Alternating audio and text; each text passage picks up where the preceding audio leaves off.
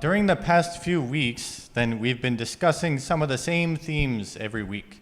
지난 몇 주 동안 우리가 매주 비슷한 주제들을 다뤄왔습니다. And one of the themes is about Christ being a priest. 이 주제 중에 하나는 그리스도께서 제사장이라는 주제입니다. So when we look at the book of Hebrews, it says that Jesus is a priest forever after the order of Melchizedek. 히브리서에서는 예수님을 증언하기를 네가 영원히 멜기세덱의 반차를 따르는 제사장이라 하였도다 말씀하셨습니다. So this means that Jesus is a high priest. 예수님께서는 대제사장입니다. Or if put differently, high priests are like Jesus. 다르게 표현하자면 대제사장이 예수님을 닮은 것입니다. So all of the other priests in the Bible who sacrificed animals, they were like shadows of Jesus. 성경에 나오는 희생 제물을 바치는 그 모든 제사장은 마치 예수님의 그림자와 같습니다. So their job was to show us what Jesus is like. 이들은 예수님이 어떤 분이신지 우리에게 보여줘야 했습니다. But when Jesus came, he showed us the real thing. 그러나 예수님께서 오셨을 때 우리에게 실제를 보여주셨습니다. So Jesus is the real thing. 예수님께서 실제입니다. During the last few weeks, we've also talked about power. 지난 몇 주 동안 우리가 능력이라는 주제를 다루기도 했습니다. We talked about worldly power or the sword, which is the power of death. 우리가 그 세상적인 능력, 검, 죽음의 능력에 대해서 이야기를 나눴습니다. And this kind of power is the kind of power that humans usually think about, like maybe strength or political influence. 이 능력은 인간이 흔히 생각하는 능력이고 그 인간의 힘 그리고 정치적인 영향처럼 말이죠. And we also talked about the power of God, which is the power of the cross. 그리고 우리가 하나님의 능력, 즉 십자가의 능력에 대해서도 설교했습니다. So these two ideas about priests and power come together in the book of Hebrews. 히브리서에는 이 제사장과 능력 이 두 가지의 개념이 나옵니다. So in Hebrews 7:16 it says that Jesus has become a priest not on the basis of a legal requirement concerning bodily descent, but by the power of an indestructible life. 히브리서 7장 16절에는 예수님께서 육신에 속한 한 계명의 법을 따르지 아니하고 오직 불멸의 생명의 능력을 따라 되었다고 합니다. And the author of Hebrews contrasts Jesus' power with the weakness of former priests and the former covenant. 히브리서 저자는 예수님의 능력과 옛 제사장과 옛 언약의 연약함을 대비하고 있습니다. So Hebrews 7:18 through 19 says, For on the one hand, a former commandment is set aside because of its weakness and uselessness. For the law made nothing perfect. But on the other hand, a better hope is introduced through which we draw near to God. 히브리서 7장 18절에서 19절 말씀에 전에 있던 계명은 연약하고 무익함으로 패하고 율법은 아무것도 온전하게 못할지라 이에 더 좋은 소망이 생기니 이것으로 우리가 하나님께 가까이 가느니라. And Hebrews 7:28 says, For the law appoints men in their weakness as high priests, but the word of the oath, which came later than the law, appoints a son who has been made perfect forever.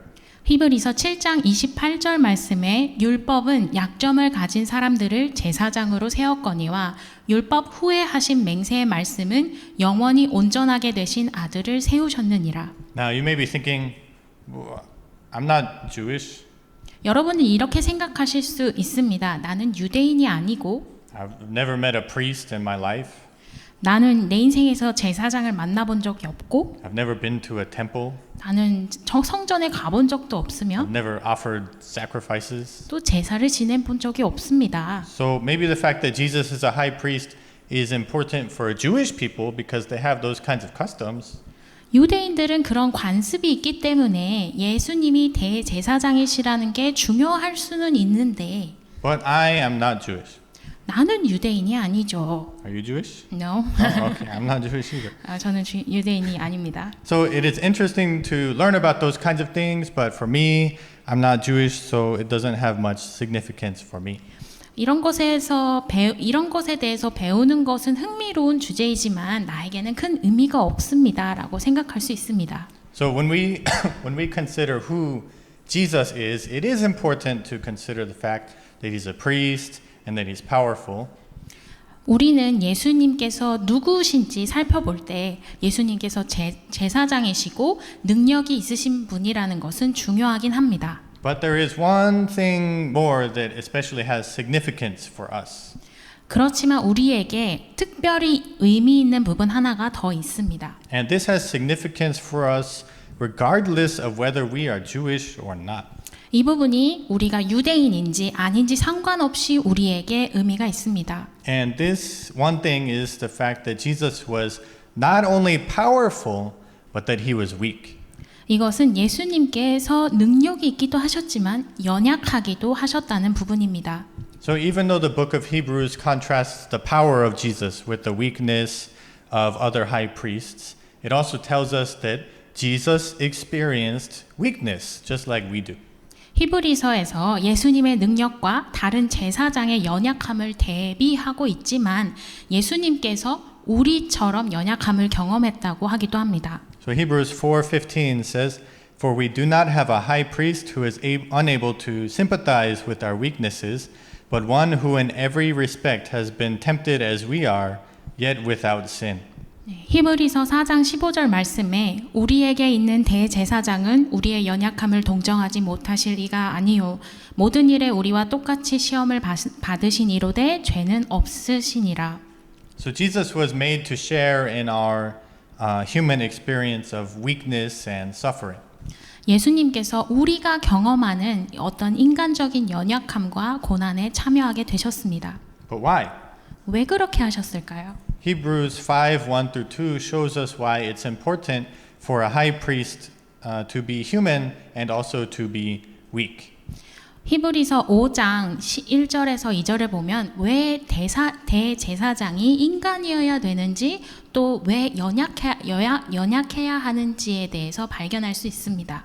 It says, "For every high priest chosen from among men is appointed to act on behalf of men in relation to God, to offer gifts and sacrifices for sins.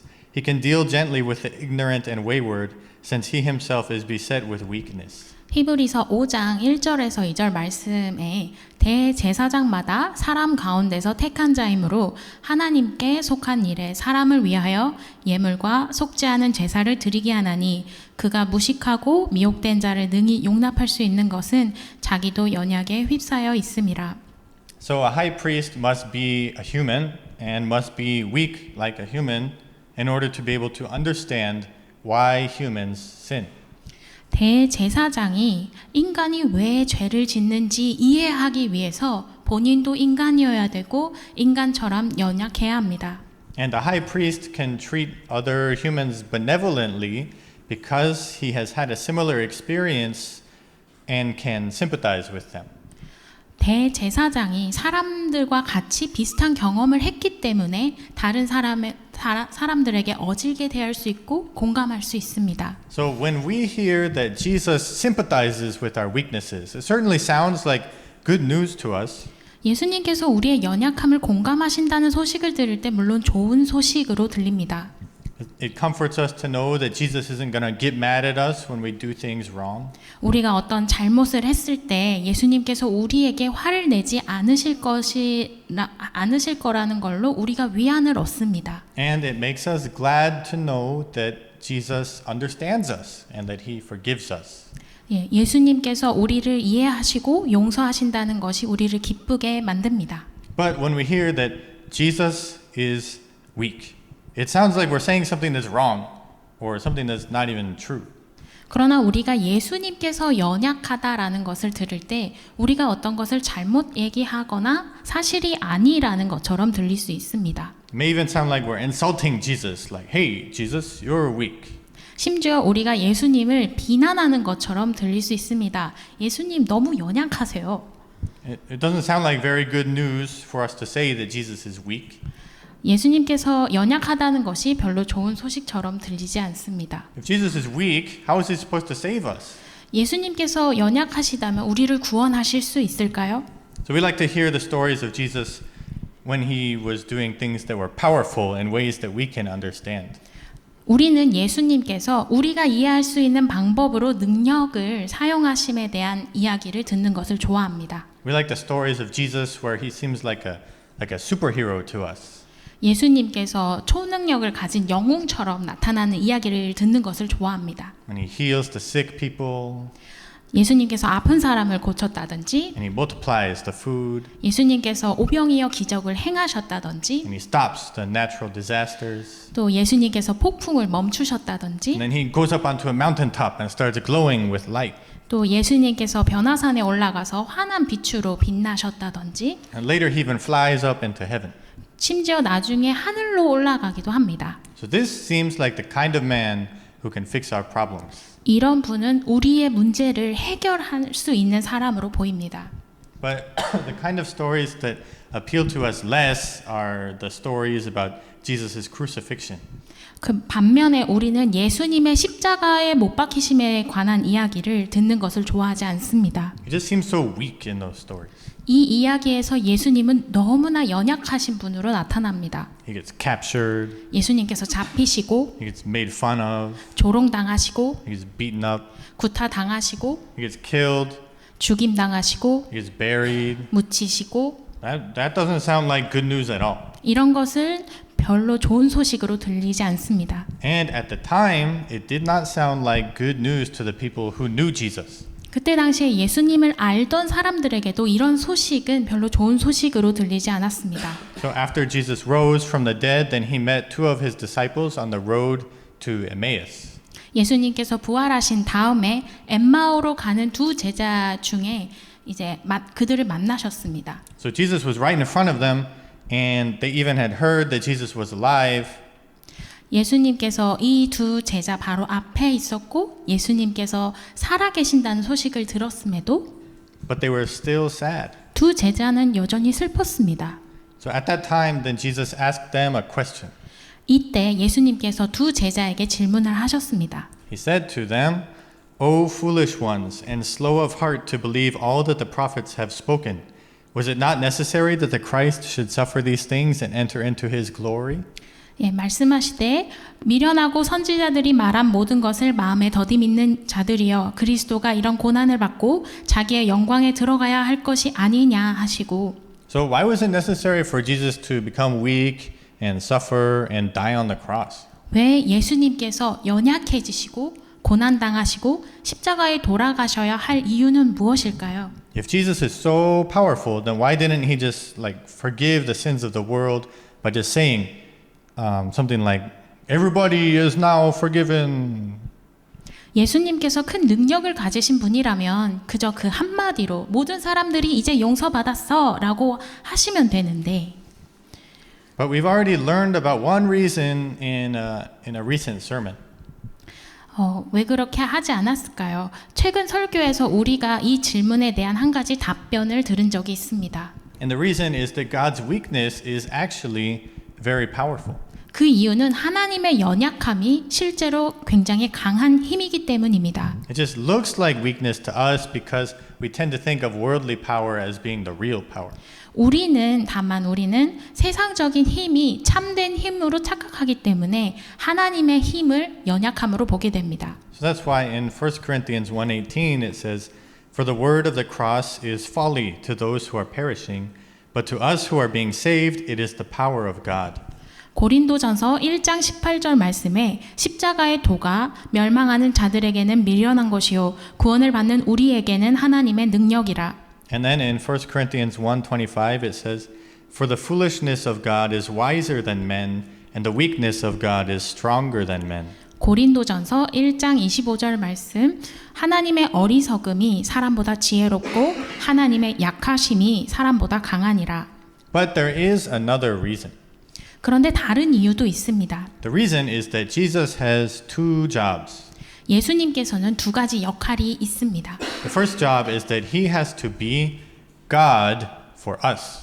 하나의 역할은 예수님께서 우리한테는 하나님이 되시는 것이고 The second job is that he has to be us for God. 다른 하나는 하나님한테는 우리가 되는 것입니다. So in order to be both God to men and men to God, Jesus has the complex task of fully participating in human experience without participating in human sin. 예수님께서 인간에게는 하나님이 되시고 하나님에게는 인간이 되기 위해서 그 복잡한 임무를 가지셨습니다. 이 임무는 인간이 경험하는 이 전적인 이 연약한 삶에 참여하면서도 죄는 저지르지 않는다는 것입니다. 이전도사님, you look confused. One more time? Do you want more? Okay, one more time. So, in order for Jesus to be both God to man and man to God, 예수님께서 인간에게는 하나님이 되시고 하나님에게는 인간이 되십니다. so Jesus has the complex task of fully participating in the human experience without participating in human sin. 그래서 예수님에게는 복잡한 임무가 있는데 전적으로 인간의 삶을 살아가면서 죄는 저지르지 않는다는 것입니다. That's why in 2 Corinthians 5:21 it says, "For our sake he made him to be sin who knew no sin, so that in him we might become the righteousness of God." 고린도 후서 5장 21절 말씀에 하나님이 죄를 알지도 못하신 이를 우리를 대신하여 죄로 삼으신 것은 우리로 하여금 그 안에서 하나님의 의가 되게 하려 하심이라. This is why the first thing that Jesus does when he starts his ministry is to get baptized. 그래서 예수님께서 사역을 본격적으로 시작하셨을 때 첫 번째로 하신 것이 세례를 받은 것입니다. So Jesus never sinned, but he still has to repent on behalf of us. 예수님께서 죄를 지으신 적이 없지만 우리를 대표해서 회개하신 것입니다. But the idea of Jesus repenting seems so wrong that even John the Baptist tried to stop him from getting baptized. 예수님께서 회개하시는 것이 너무나도 잘못된 행동처럼 보여서 세례 요한은 처음에 예수님께서 세례 받는 것을 막으려고 했습니다. But Jesus told him that it was necessary for Jesus to repent in order for all righteousness to be fulfilled. 그러나 예수님께서 이 모든 의를 이루기 위해서 회개했어야 한다고 했습니다. So Matthew 3:13 through 15 says, Then Jesus came from Galilee to the Jordan to John to be baptized by him. John would have prevented him, saying, I need to be baptized by you, and do you come to me? But Jesus answered him, Let it be so now, for thus it is fitting for us to fulfill all righteousness. Then he consented. 마태복음 3장 13절에서 15절 말씀에 이때 예수께서 갈릴리로부터 요단강에 이르러 요한에게 세례를 받으려 하시니 요한이 말려 이르되 내가 당신에게서 세례를 받아야 할 터인데 당신이 내게로 오시나이까 예수께서 대답하여 이르시되 이제 허락하라 우리가 이와 같이 하여 모든 의를 이루는 것이 합당하니라 하시니 이에 요한이 허락하는지라. And of course another thing that Jesus does is he serves from a position of weakness even though he is the Lord. 그리고 물론 예수님께서 주님이시지만 연약한 자리에서 남을 섬기십니다. That's why he washed the disciples' feet. 제자들의 발을 씻으셨죠. But the idea of Jesus serving seems so wrong that Peter also tried to stop Jesus from washing his feet. 예수님께서 이렇게 섬기시는 것도 너무나도 잘못된 행동처럼 보여서 베드로가 예수님의 섬기는 것을 막으려고 했었습니다. But Jesus said that it was necessary for Jesus to serve in order for Peter to have a share with him. 그러나 예수님께서 본인이 베드로의 발을 씻지 않으면 베드로가 예수님과 상관이 없다고 말씀하셨습니다. That's why John 13:7-8 it says, Jesus answered him, What I am doing you do not understand now, but afterward you will understand. Peter said to him, You shall never wash my feet. And Jesus answered him, If I do not wash you, you have no share with me. 요한복음 13장 7절에서 8절 말씀에 예수께서 대답하여 이르시되 내가 하는 것을 네가 지금은 알지 못하나 이후에는 알리라. 베드로가 이르되 내 발을 절대 씻지 못하시리이다. 예수께서 대답하시되 내가 너를 씻어주지 아니하면 내가 나와 상관이 없느니라.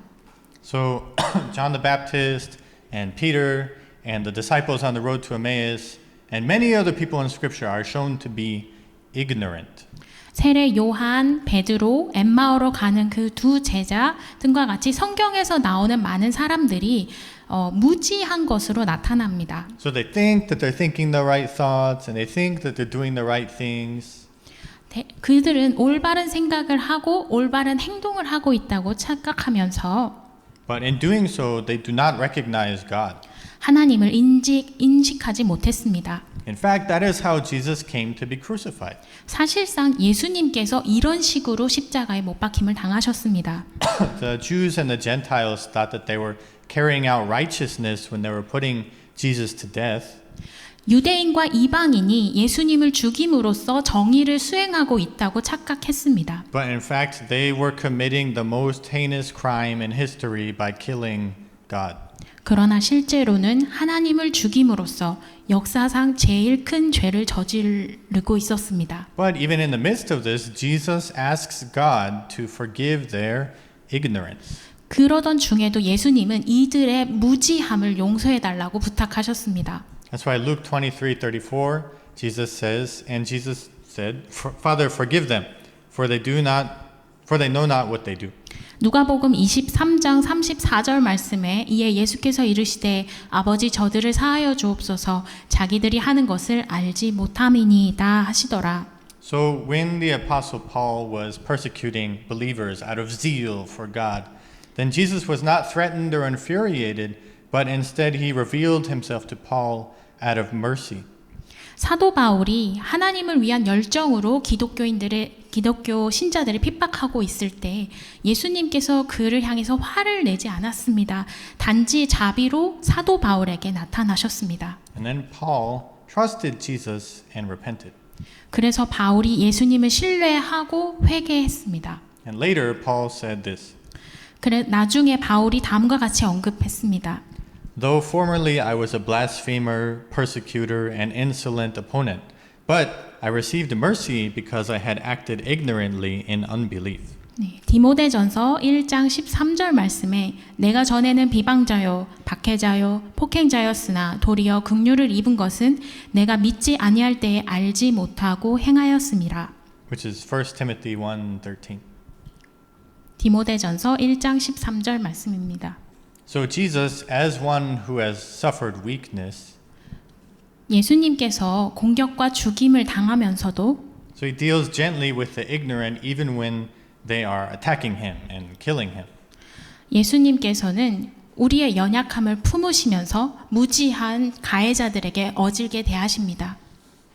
And really, being weak in order to save the weak is the character of God. 정말로 연약한 사람들을 구원하기 위해서 연약해지시는 것은 하나님의 성품입니다. He is gentle. 그분은 어지십니다. He is merciful. 그리고 자비로우십니다. And at his baptism, he calls this character all righteousness. 그분이 세례식에서 이 성품을 모든 의라고 합니다. And on the road to Emmaus, he calls it his glory. 엠마오로 가는 길에서는 그 성품을 그분의 영광이라고 합니다. So by being obedient to imitate the character of the Father in this way, Jesus brings glory to the Father and pleases him.